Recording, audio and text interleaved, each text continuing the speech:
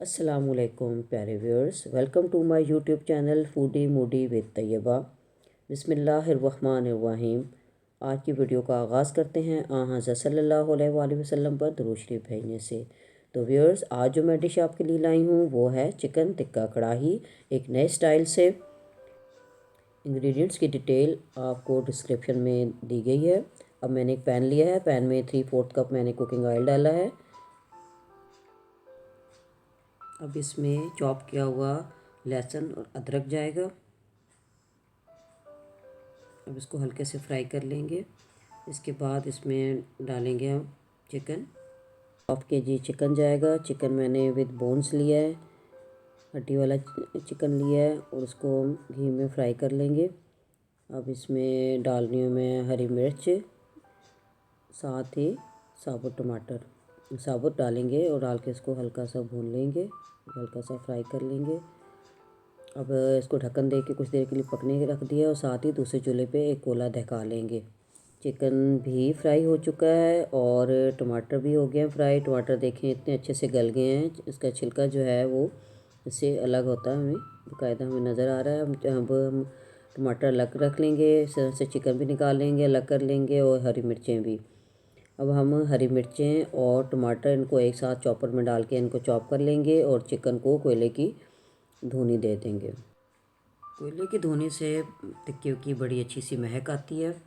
اب ہم اسی آئل میں ایک درمیانی سائز کا چاپ کیا ہوا پیاز وہ ڈال کے فرائی کریں گے۔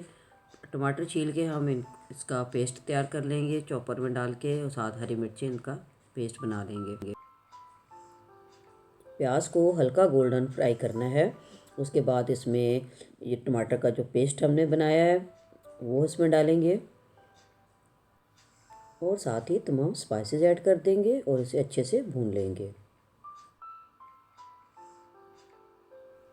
یہ مسالے کی کچھ حد تک بھنائی ہو گئی ہے۔ اب اس میں چکن شامل کرتے ہیں، اور پھر چکن شامل کر کے اس کو اچھے سے مزید بھون لیں گے۔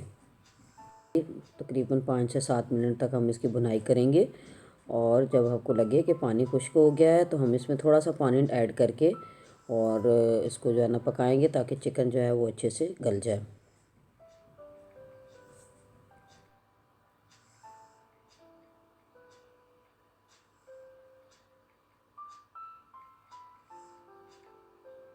تو جی ویورز، تقریباً چکن کی بھنائی مکمل ہو چکی ہے۔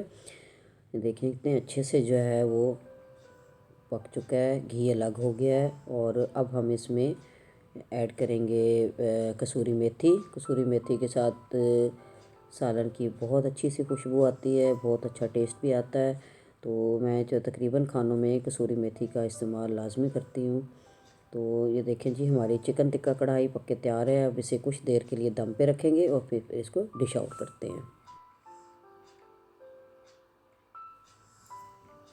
الحمدللہ، ماشاءاللہ ماشاءاللہ، بہت ہی پیاری پک کے تیار ہوئی ہے، دیکھنے میں بھی بہت اچھی لگ رہی ہے، بہت پیاری خوشبو آ رہی ہے۔ اور اس کو آپ دھنیا سے اس کی گارنشنگ کر کے آپ اس کو گرم گرم چپاتی کے ساتھ کھانے کے لیے پیش کریں۔ امید کرتی ہوں کہ آپ کو آج کی ریسیپی آپ کو پسند آئی ہوگی۔ آپ ضرور اس کو ٹرائی کریے گا، اور پھر بتائیے گا کہ آپ کو کیسی لگی۔ ہماری ویڈیو کو لائک کریں، کمنٹ کریں، اینڈ سبسکرائب کرنا مت بھولیں۔ اپنی فرمائش پہ کوئی ڈش بنوانا چاہیں تو ہم اس کی ریسیپی ضرور لے کے آئیں گے۔ کمنٹ باکس میں ضرور بتائیے گا۔ اوکے، اپنا خیال رکھیے گا۔ اللہ حافظ۔